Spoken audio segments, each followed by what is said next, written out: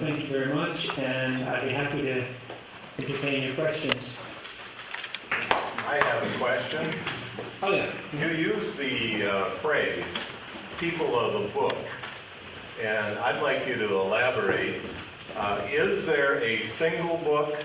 It's three different religions bound up in the concept of people of the book, Jews and Christians and Islam and Muslims. And there's a lot of different books. The Torah, the Old Testament, the New Testament, and then the Quran. How do you put that all together and come out with the phrase, people of the book?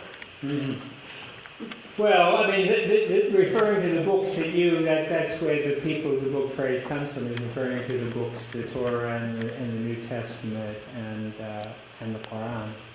And the idea that they were, divinely inspired, and that the earlier books, the Torah and the Old Testament, the New Testament, were corrupted in the hands of man, and so the final word of God was collected in the Quran. And so this tradition then, so the tradition is, the Abrahamic tradition is a shared tradition, right? So this was the the notion, where the notion of the people of the book came from. And there's many references to Christians and Jews in the Quran. Something I want to... Oh, right, I know. But the interesting thing about this phrase, the people of the book, is that, at the time of the Prophet and just after his death, it was used to apply to Christians and Jews only. But as Islam spread, or Islamic authority spread, I should say, for instance, to Iran, where most of the population was Zoroastrians, there was a very pragmatic issue, and that was that Arab Muslims were very few in number, and this was prior to a lot of conversion. So what were they going to do? How were they going to relate to these populations? And so they related to them by incorporating them as people of the book as well. Zoroastrians had the Avesta, so they do have a book. But it's not really the Abrahamic tradition as Christianity and Judaism and Islam. But they included them as people of the book. And then after the year 1000, when Muslim forces entered into northern India and so forth, clearly there they were a minority ruling over a vast majority of Hindus and other faiths and so forth. So again, pragmatism came to the fore, and they extended, by and large, this notion of people of the book.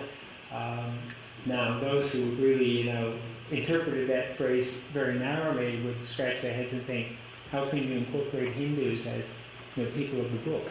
But pragmatically, they apparently felt they had no other choice. It was either to, wipe out the whole population, or to somehow find a niche where they could function, within this new empire dominated by a Muslim minority.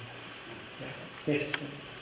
In your discussion earlier, you indicated that there were peoples that converted to Islam in this country, and that they were primarily black, and you said you'd go into that. What is the reason that it's primarily black? Well, my understanding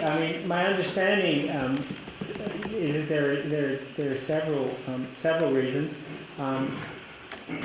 One of them is that Christianity, the cross and the sword, that Christianity is identified in the minds of many members of the African American community with kind of a racist venture, domination in Africa and Asia and so forth. So there's that kind of distancing from Christianity, and also the notion that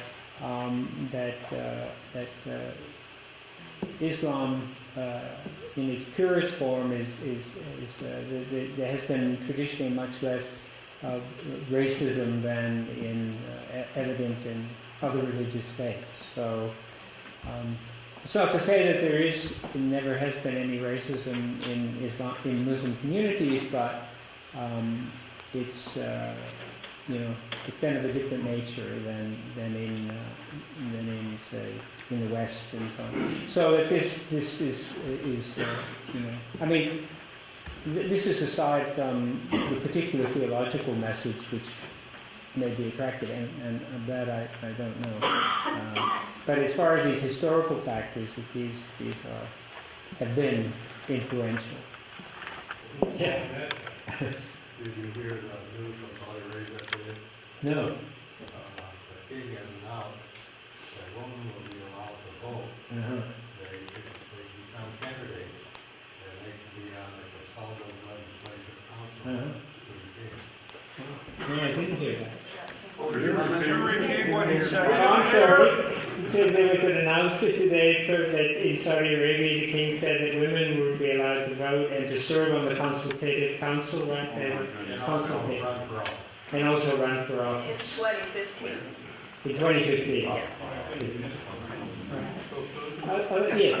Yeah, there's a tendency in this country historically to isolate and segregate people by faith, even though in our Constitution we wanted to embrace the freedom of religion and freedom from religion. But my question is, what can we do to bring out what we share in common between faiths and the values that are shared, that unite people, and what can events like this and other things that maybe people in this audience can do to help encourage people to listen, learn, and find commonality rather than to continue the separation and the prejudice that follows? Well, that's a good question. I think probably the most important thing is to bring members of different religious faiths together to communicate and to interact, because one of the I think one of the continuing problems to understanding and to eradicating misunderstanding and stereotypes so forth is that so many Americans don't know any Muslims or are not connected in any way to Muslim communities. They know very little about their faith and so on. I suppose you could say that about Judaism as well, for the larger Christian community. So anything that can bring members of those communities together to interact, to talk, to discuss in an informal way, I think would really be a very good and important step, actually. Someone had a question. Yeah. How do you know we don't know any Muslims? No, I didn't say you didn't. I know that, but it could be that we're working together for different goals and values, and we don't happen to know that the person next to us is a Muslim. Right, yeah. So, Right. No, I mean, I'm just thinking of a rough survey, because I've been asking my students for 25 years now. I mean, how many of you have known a Muslim or know a Muslim family or whatever? And I mean, that number of students who raise their hands is increasing, but it's still a minority of students. So.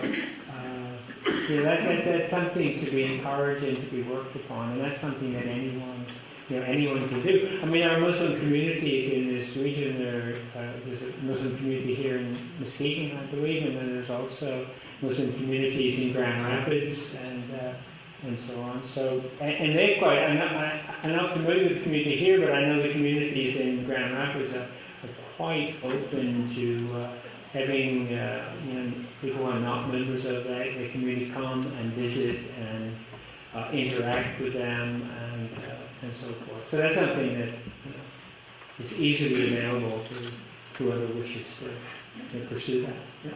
Thank you so much for coming and getting us started. Thank you, everyone. Yes.